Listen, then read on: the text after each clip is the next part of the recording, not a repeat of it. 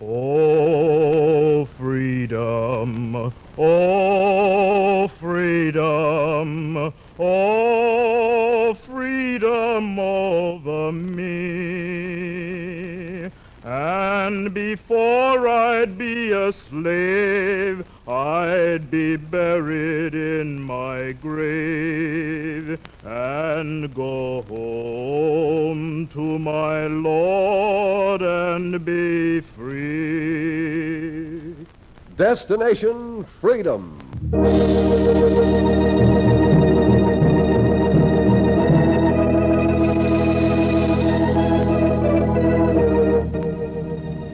In cooperation with the Chicago Defender, WMAQ brings you Destination Freedom, a special radio series dramatizing the great democratic heritage of the Negro people, a part of the pageant of American history.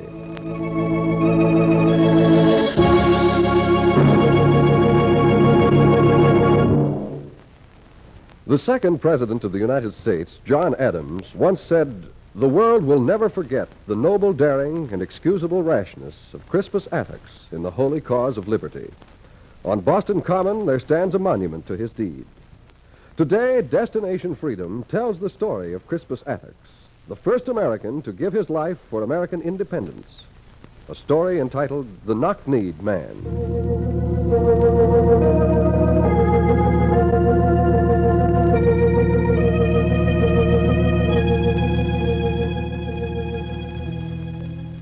In Boston, the soldiers looked all day and half the night for the knock-kneed man. In the year 1770, when a king wrote the laws of the land, they looked for the knock-kneed man. In Virginia, young Tom Jefferson had just passed the bar. In Jamestown, a slave ship docked with half its cargo dead. In Boston in 1770, freedom was a whisper, while the soldiers searched for the knock-kneed man. In the main square, Captain Cox surprised the guard. Guard. Who's there?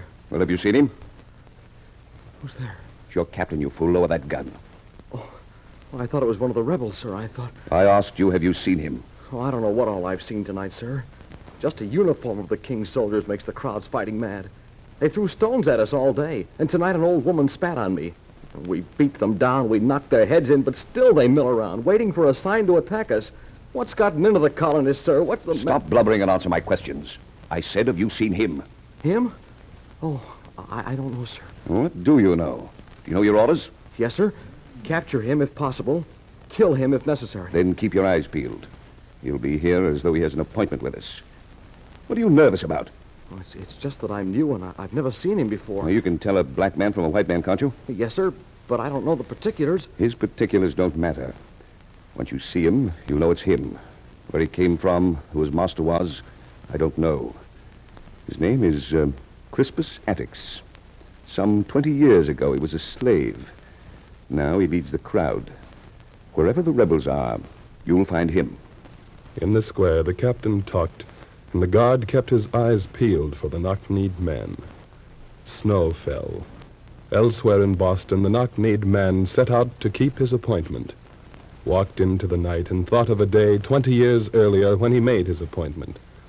On that same day, a slave master had walked into a newspaper office with certain particulars for the editor. Particulars? How many particulars do you stupid editors need to catch one slave? Well, I'm not a bloodhound, sir. Do you know who I am? I haven't the slightest idea. I'm Cyrus Brown of Farmington. I own the mills your paper comes from. Well, if you'll just describe your man, Mr. Brown, we'll run an ad every day. I'm offering 100 pounds for his return. Well, yes, sir. 100 pounds. You writing this down? Oh, yes, sir. His name? Crispus. Crispus Attucks. Crispus Attucks. Age? Near 25. Looks 45. Mm-hmm. Any identification? Plenty. Cat o' nine-tail lashes on his back. He escaped before, you see. A height? Big fella. 6 feet 2 inches tall. His knees, Yes. Knees a bit closer together than the Almighty usually puts knees. Knocked? Positively. Now, he wore a gray cap, checked woolen shirt, bearskin coat, had on my brand new buckskin buckle-toed shoes. If he's not wearing brown stockings, he's wearing blue. Only had 2 pair. In a month, the gray cap was black with mud from the ditches. The shoes wore out, and the knock-kneed man went barefooted. In the New England hills, he staggered, slept, stole, fought, pushed ahead while dogs barked and hunters called. Catch him! Hurry up, catch him! 100 pounds reward! 100 pounds! 100 pounds? Ted, get my gun. Get my gun. He can't hold out long. Keep looking. He can't hold out long. He went down by the Quaker's place. Yeah, turn that way. Look, he's firing. You can tell by his footprints. Hurry, men, hurry. Oh, no, he went this way. This way, Dad. He went this way, he went that way, he ran, he walked, he crawled.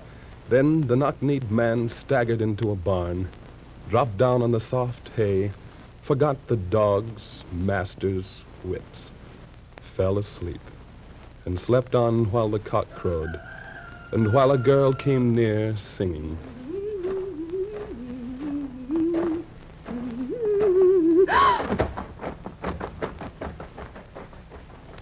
Slept while she ran off and told her father. Yes, now be calm, Abigail. Reach me my shoes. Be sure it's the runaway slave. He looks like the papers say. We shall be needing the reward to pay off the king's men. Praise the Lord. What does he intend to do with him, Father? I'll just let the Lord guide me. Where's the gun? How much reward was it? 100 pounds. But we can't We can. They're quartering troops in every big farmhouse. That much money could pay them off. Pay taxes, too. But, Father, the church says you can't... Don't remind me of that girl. These like thy mother. Rest her soul. Well, I'm ready. Don't stand there. What would the Lord say?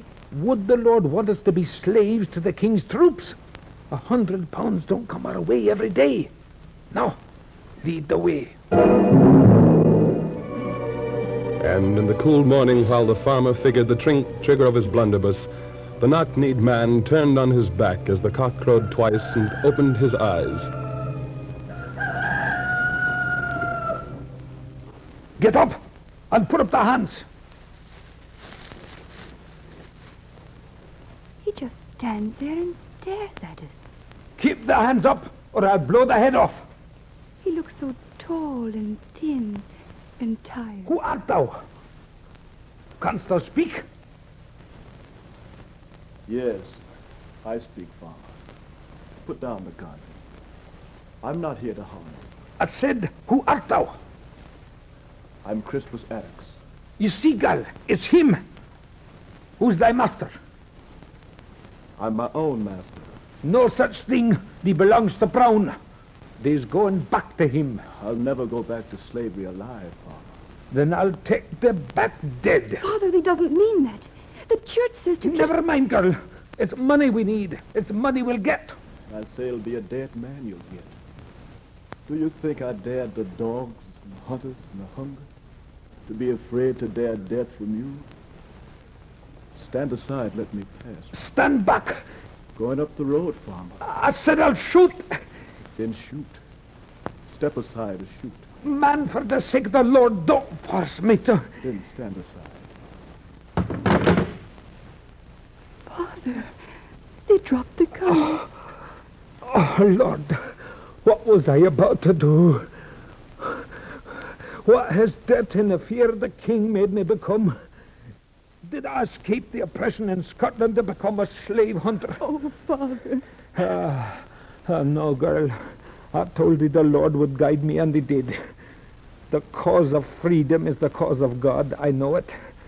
And unto thee, stranger, thy courage forced me to keep my faith. Your faith kept me alive. Which road leads to Boston? Either. But would they have a bite to eat? A bite to eat. If you don't mind. Abigail, look alive, girl. Don't stand there gaping. Set the breakfast table. We've got a guest.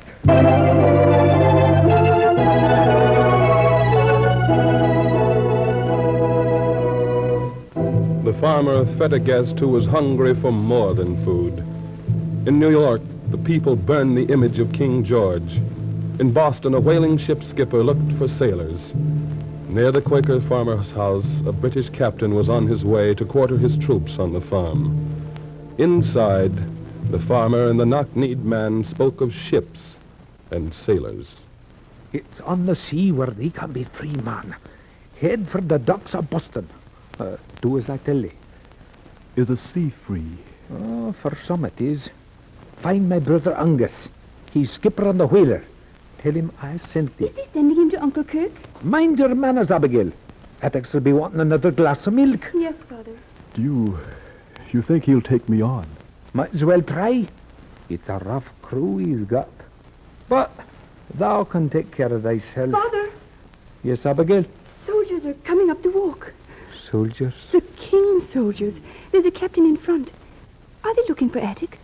No. No, not this time. No, it's for me. Why, Father? Open in the name of His Majesty. Open in the name of the King. Let them in, Abigail. I know what they come for. What art thou going to say to them? The Lord will tell me what to do when the time comes. Let them in. Yes, Father. You needn't hold me out and hide your valuables, farmer. I am not here to rob you. Then what art thou here for? Answer questions. Don't ask them. We need your farm to quarter the king's troops. Quarter the king's troops? Is there a war? There's no war, but there are rebels and radicals agitating against His Majesty and his laws. Our soldiers will see that taxes are paid and the laws are carried out. You'll quarter some of them here, unless you can pay for their upkeep elsewhere. Now, if you had 50 pounds... 50 pounds? 50 pounds. Don't stand there mumbling, Quaker. You have money hidden, I know it. How else could you afford a slave? He's not a slave. Well, then who is he? He is the only free man on my farm.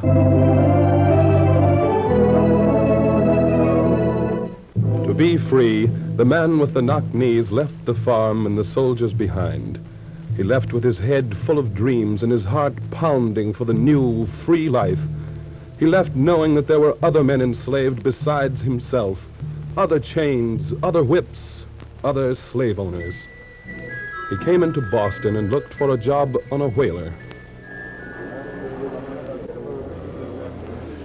Is this Skipper Kirkland's boat, sailor?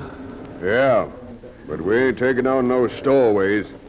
I'll be off. All I want is work, sailor. Work? On this ship? You hear that, boys? Tenderfoot wants to work on the toughest ship on the sea. So get going while the going's good. Here. What's going on? What's going on here? This here man comes aboard, sir, says he wants work. Well, has the king passed a law against that? What do you know about the sea, mister? Only what your brother said. That it's free to some. Free, he thinks. He's never heard of the king's blockade. Quiet, men, quiet.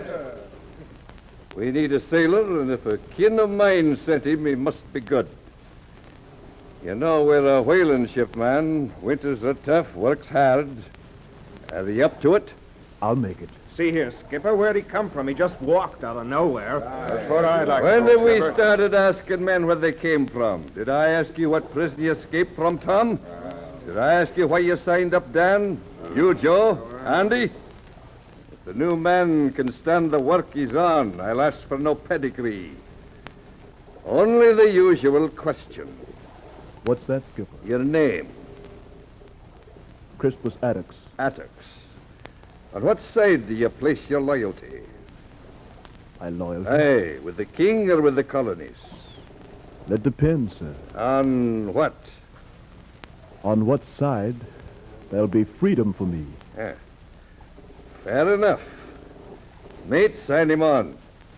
You'll find the townspeople love us and the king's men hate us. We're a clannish crew. If the men like you, thumbs up. If they don't, there'll be the devil to pay. Now you'll be needing an outfit.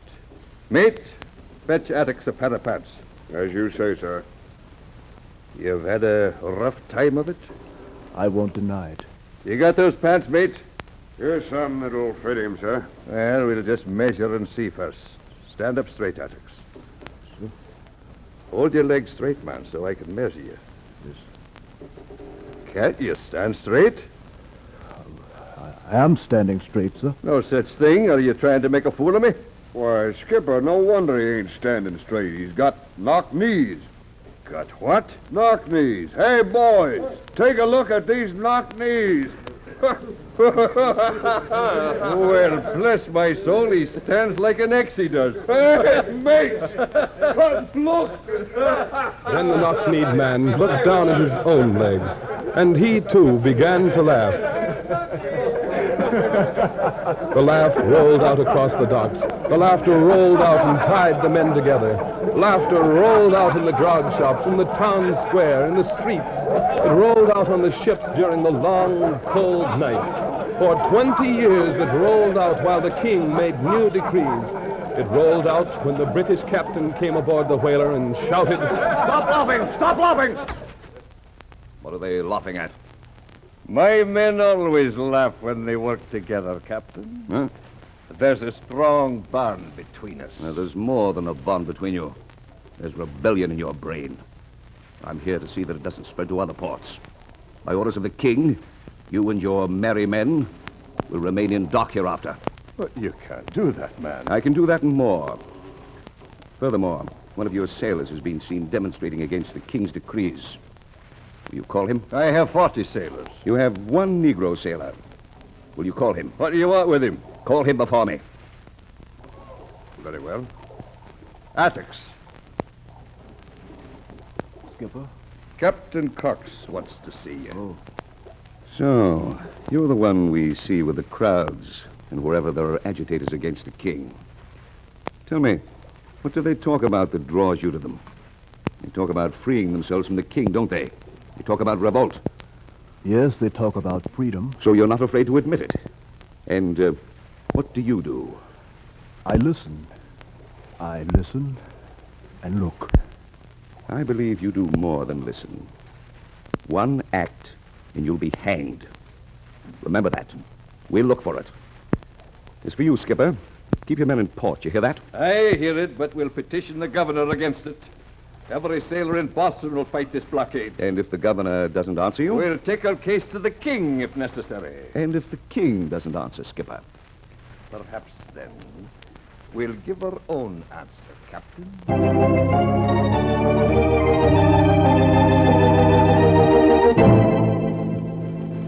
The knock-kneed man went out among the townspeople, listening, looking, searching. And the knock-kneed man heard the people saying, I say, Americans, tell the king to take his thieving troops out of our homes. I say, tell the king to take his troops out of our homes. I say no taxation without representation. I say no laws without our consent. I say the way to deal with a tyrant is to tear him out of your system. Tear him out. I say, give me liberty or give me death. Give me liberty or give me death. I say colonists, black and white, are born free and not slaves to a king. The knock-kneed man said nothing. The knock-kneed man explored the hearts of the colonists. In the house of the skipper, the sailors waited. Watched the troops march down the streets. Watched the troops march. Look at them come, Skipper. How many more will they send? They'll keep sending them until we stop them, till they've beaten us out of our homes. Why do you keep us waiting here? To keep you off the gallows. Because there's nothing else to do but wait till the governor answers us. And why doesn't Attucks wait with us? Attucks, he's an odd one, he is. In New York last week, in Jamestown, in New Jersey. Sizing things up, he says, like he's searching for something. Always searching. He can stop his search now, Skipper. The king's men have found us again. Well, open the door. We've done nothing wrong. Open the door, mate. Aye, sir. Well, Skipper, what are your men plotting now? What do you want with us? Why can't you let us alone? It's you who sent for me, Skipper. We sent for you? You petitioned the governor to free your ship. Oh, of course. My men are at the door. Obey my orders. Will you stand, Skipper, and receive your answer? Of course. But what is it? That's your answer. Now you know what the governor thinks of you and your petitions, of you and your rebel sailors. Rabble like you roam around the streets yelling freedom this, freedom that. Tonight, keep your rats in their holes, or there'll be a massacre in Boston. Now, do you want to take your petition higher, to the king? No. No, Captain. This time we'll bypass the king. The people were out in the cold Boston night. Soldiers slapped at the crowd with swords. In the night, the knock-kneed man knocked on the door of the skipper's room. Who is it? It's Attucks. Skipper, it's Attucks. Where you been, Attucks? Skipper. Wait. Give him air. Let him rest. Now, speak up, Attucks. I've been along the coast. I've been in shops and on the docks. I've been out in the square with the crowds. What are they doing? They're trying to find a way to be their own masters. With sticks and stones against rifles, it's suicide. There's no way to beat off the soldiers. I know a way. Yes, Attucks? Well, I like the look in your eyes. Sit here. Pour him a nip of rum, mate. Aye, sir. Now, Attucks, you know a way? Yes, Skipper. It's this way. In New York, I saw the townspeople plant a tree, a dead tree, a flagpole. But they called it their Liberty Tree. It had flags on top of it that said liberty, freedom. Yes, go on. They planted it every day. And every day the king's men would cut it down. But they kept planting it. And why plant it? Why? So the idea of liberty would grow strong among the people. Is that all you've gotten out of your trips? Out there in the streets, our people are being beaten for speaking their minds. Here you sit and talk of planting trees. You talk of trees and we got a rope around our necks. Wait, man, wait. Let Attucks finish. You expect us to go out into the square and plant a tree? Yes. But a different kind of tree. One no army can cut down. What are you talking about? I'll tell you. Once when I was a slave, I used to dream of freedom at night. But in the morning, I would wake up still a slave. Till one day, I dreamed I could give my life for freedom. And when I woke up, I was unafraid, and nothing stood my way. Nothing could stop me from helping others win freedom. I could see that if everyone had freedom, no one would need steal it from another man. Only then would we all be safe. That is why I say let's plant a liberty tree here in Boston. Even if it cost us our lives. And our liberty tree has got to be ourselves. We've got to drive the soldiers from the square. Oh, you're out of your head. If we attack the troops, they'll shoot us down like rats. Skipper? We can't attack alone. We won't be alone. The people in the square will follow us. It's foolish. Skipper, you say nothing. You're in command here. What about it, Skipper? I'm thinking there's sense in what Attucks says. Only... What? Yes, to strike a blow at the soldiers would let the people know their own strength. Only... Yes? We're like the rats who wanted to put the bell on the cat. That bell would awaken everyone in Boston, maybe every man in the colonies. But who'll lead? It'll be sure death. You, mate? Me? You, Joe? Skipper, I don't... Tom? Don't ask anyone, Skipper. Let's draw straws for it. It's not a job for luck or chance. The man who leads can't waver. He's got to know why he does it and that he'll die doing it. How can we be sure of him? I say let him who wants most to be free speak up and strike the first blow. Skipper, how many men will follow me?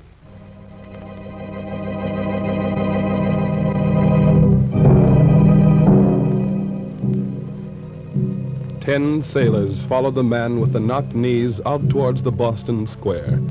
200 townspeople followed the sailors while the king in London drove to a banquet. In Boston, the captain saw the crowd and the man with the knocked knees, and warned the guard. Guard, he's coming.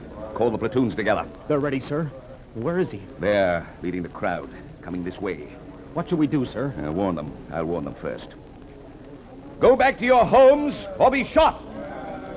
He just keeps coming toward us, sir. He's waving on the others. Go back or I'll order the men to fire.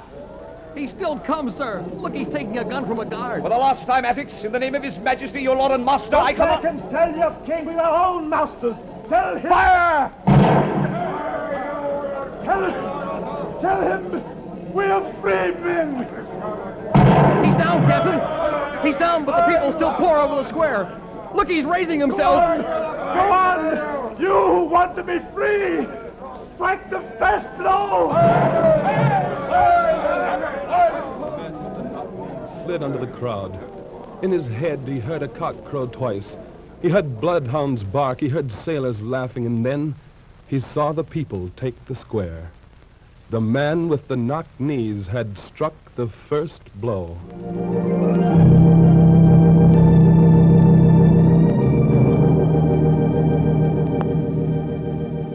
And news about the Boston massacre hit the colonies like lightning. It hit the key on old Ben Franklin's kite. Patrick Henry's words burned the ears of the king. George Washington left his plantation life. In Boston, the people took the body of a black man with knocked knees and the bodies of white men and planted them like seeds in the same grave. In Monticello, Jefferson dreamed of a Declaration of Independence.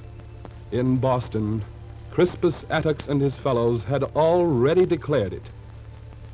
In the night, a new snow fell on the ground where he had planted his living tree.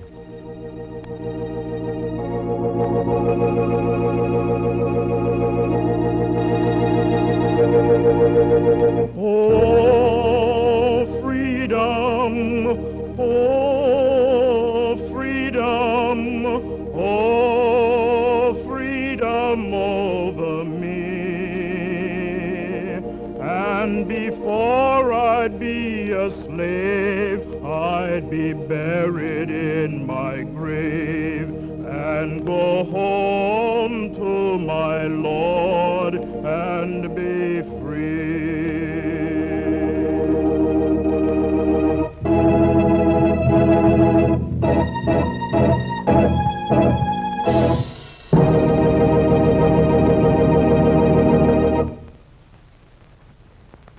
You have just heard the story of Crispus Attucks, as presented by Destination Freedom, a special radio series dramatizing the great democratic heritage of the Negro people.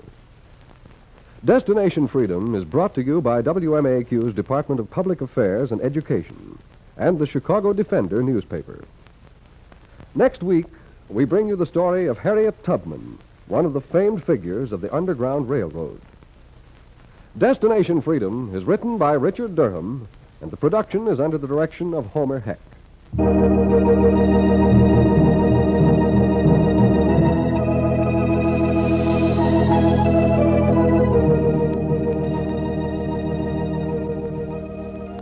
The role of Crispus Attucks was played by Fred Pinkard, the narrator by Arthur McCoo, the captain by Donald Gallagher, the skipper by Jess Pugh, Abigail by Janice Kingslow, the Quaker by Arthur Peterson, the mate by Maurice Copeland, the guard by Charles Mountain, the editor by Marvin Peisner, and the singer was Greg Pascoe.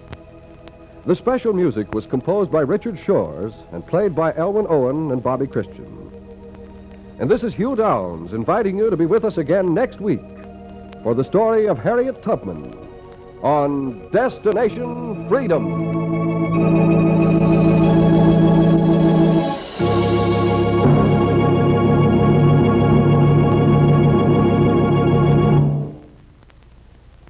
This is NBC, the National Broadcasting Company.